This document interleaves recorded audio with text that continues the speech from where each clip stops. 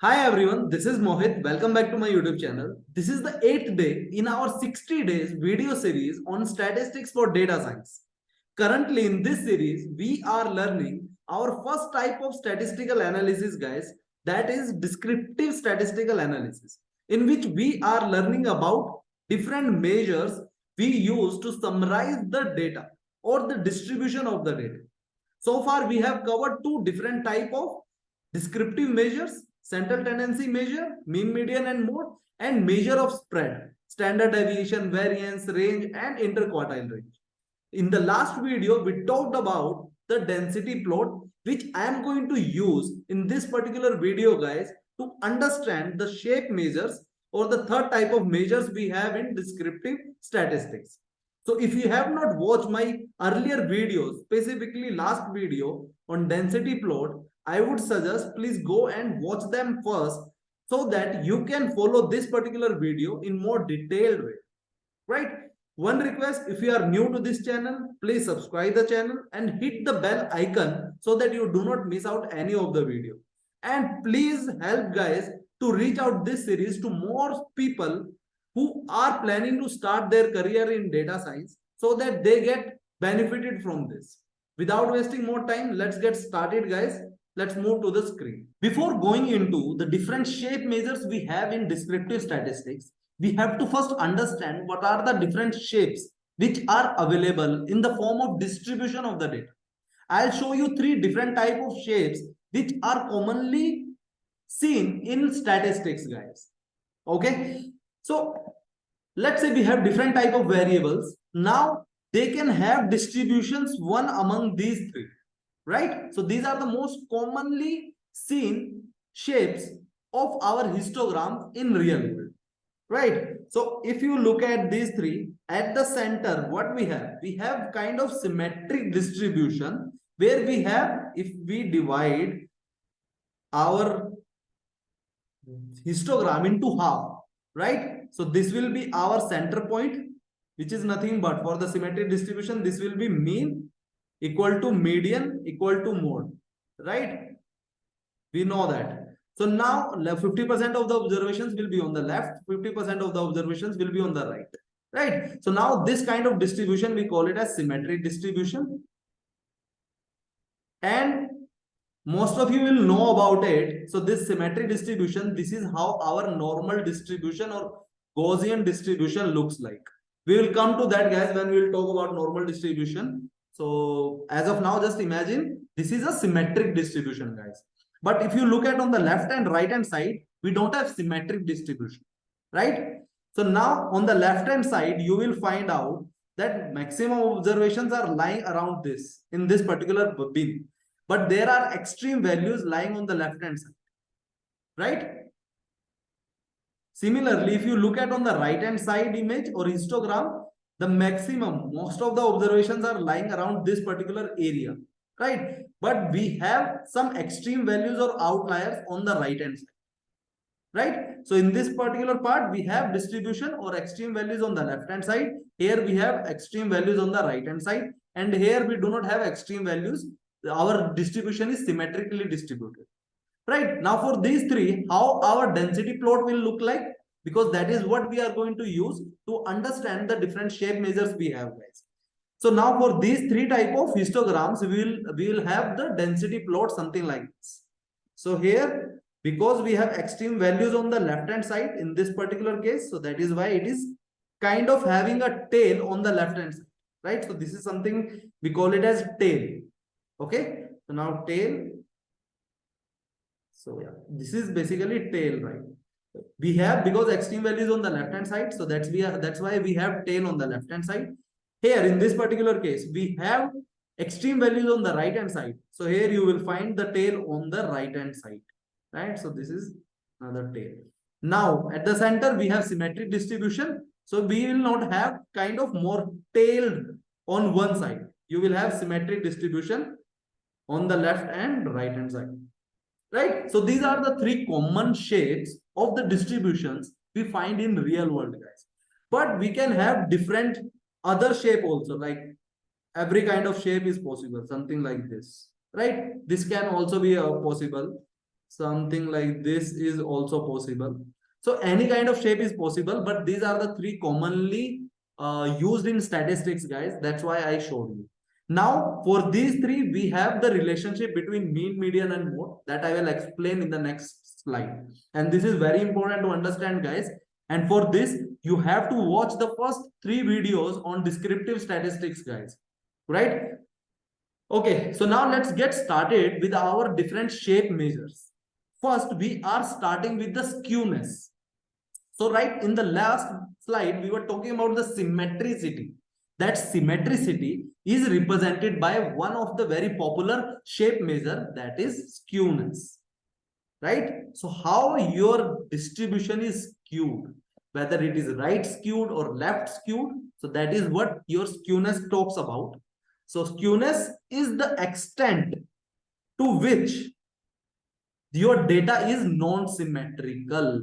So now from the last slide, it will be pretty much clear that how non-symmetrical data looks like, right? So symmetrical data, we know it looks like normal distribution. Now for this particular case, if we have left skewed, if we have extreme values on the left hand side, this is how it will look like.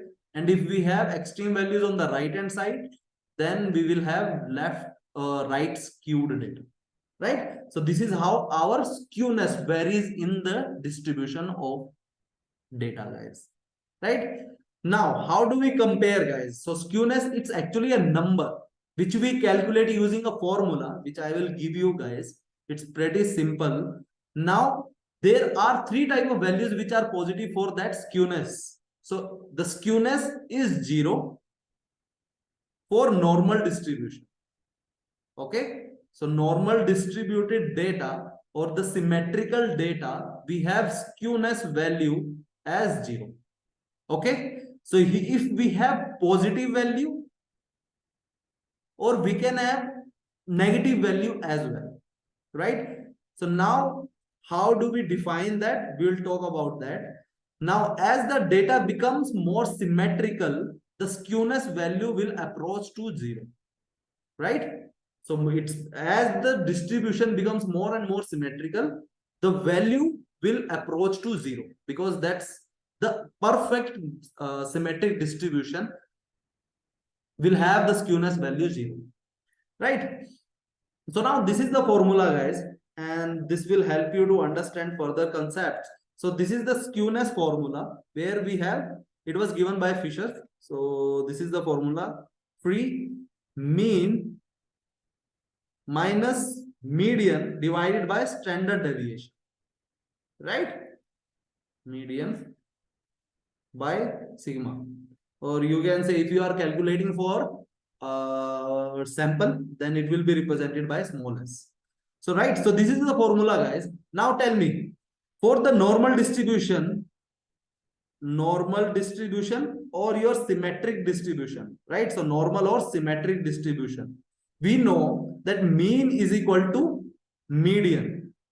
Now that is why, guys, we have skewness 0 for normal distributed data, right? Now, in the two extreme cases where we have on the left hand side and right hand side, we will have some values. It cannot be 0 because mean will not be equal to median in these two cases.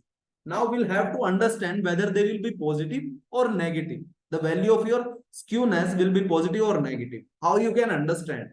So guys, just collect your basic concepts about mean and median we discussed, and I emphasized in that particular video that mean is very much influenced by the outlier and median is not influenced by the outlier. So wherever we have the outlier or extreme values in the distribution, your mean will shift towards it, right? So if we take the example of the left hand side shape or the distribution, we have the extreme values or outliers on the left hand side. So our mean will move from the peak towards the left, right? So that is why you will see mean is on the left hand side, and mode will remain same at the peak of your distribution, and then median will be somewhere in between, because median has to manage 50% of the observations on the left and 50% of the observation on the right. right? So it will slightly move from the peak, right? So now we know the distribution or the relationship between mean, median, and mode for this particular distribution. So here it is mean, then median, and less than mode, right? So mean value will be the minimum value, then median, and then mode. So now this kind of shape, we call it as negatively skewed, because we have, in this particular case, median is greater than mean. So now this value will be negative, right? As this value is negative, your skewness value is negative. So that is why we call it as negatively skewed. So this information you will not get on any of the YouTube videos. So this is that is why I am saying I am using all the real world examples to make you understand these concepts, guys. Right? This is the most practical way of teaching statistics. Right? So we have skewness 3 into mean minus median, and for this kind of where the distribution having extreme values on the left, your skewness will be negative. So that is why we call it as negative skewed, or sometimes we call it as left tailed, or we can say, or sometimes we say left skewed data. Left skewed. So any name you can give, left tailed or negatively skewed or left skewed distribution, right? Okay, so I hope this is clear. Now, if we talk about this particular distribution, what we have here, we have extreme values or outliers on the right hand side. So you know your mean will shift from the peak towards the right. So here mean we have somewhere here.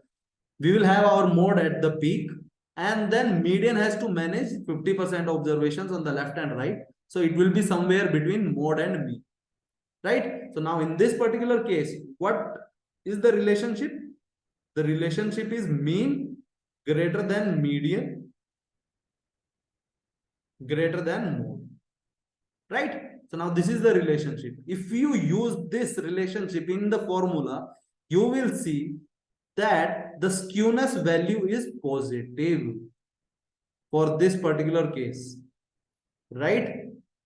So now if this value is positive, that's why we call it as positively skewed, guys.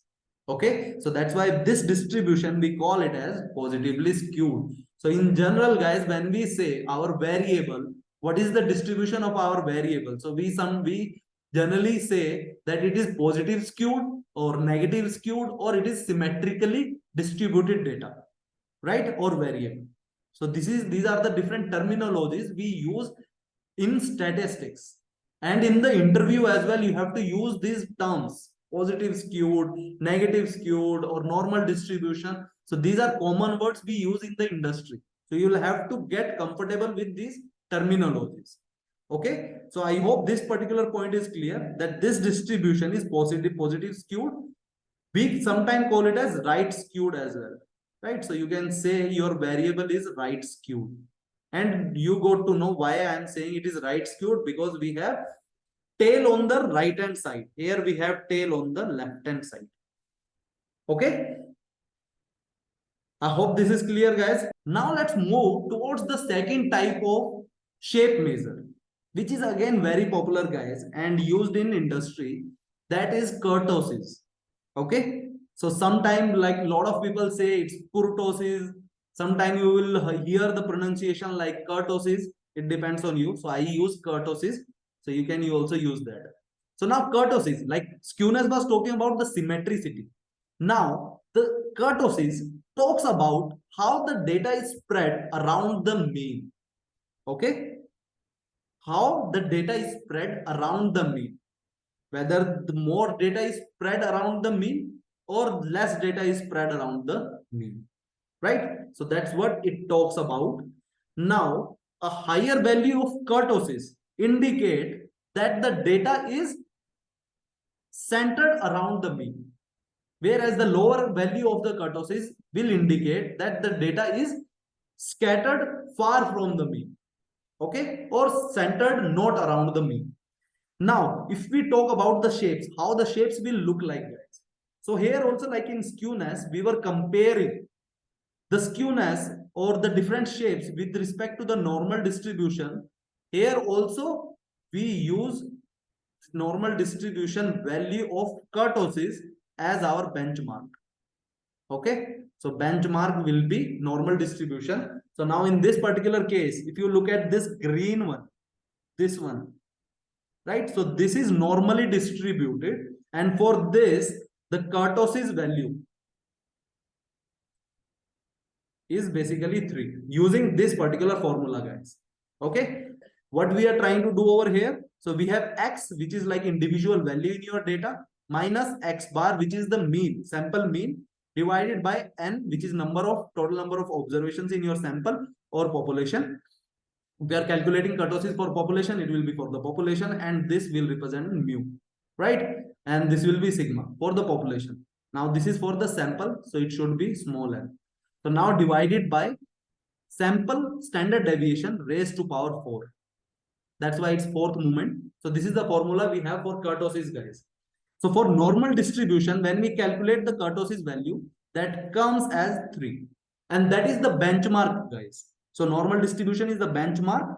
If the kurtosis value is more than 3, right? If kurtosis is more than 3, then we will say that more data is surrounded or is around the mean.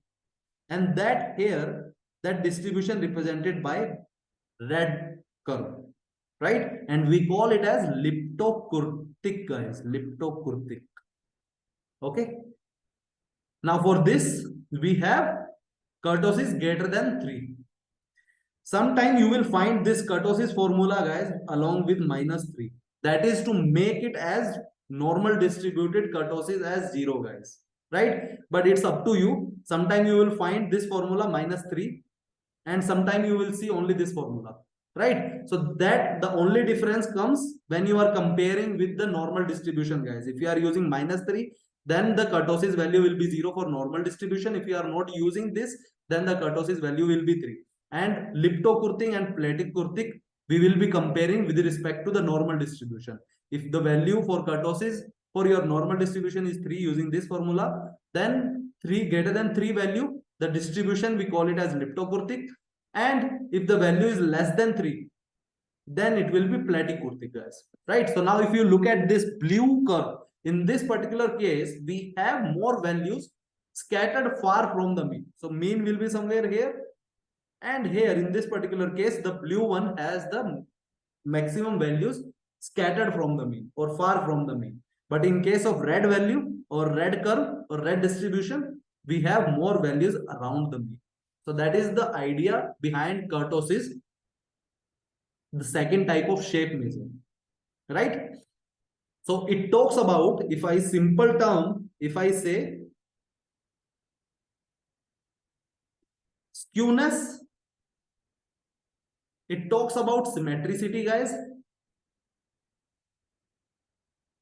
Whereas kurtosis, it talks about the peakedness of your data, right? So here there is more peak for leptokurtic, where we have more data around the mean as compared to the normal distribution. For leptokurtic, we have peakness more, right, as compared to the platykurtic distribution.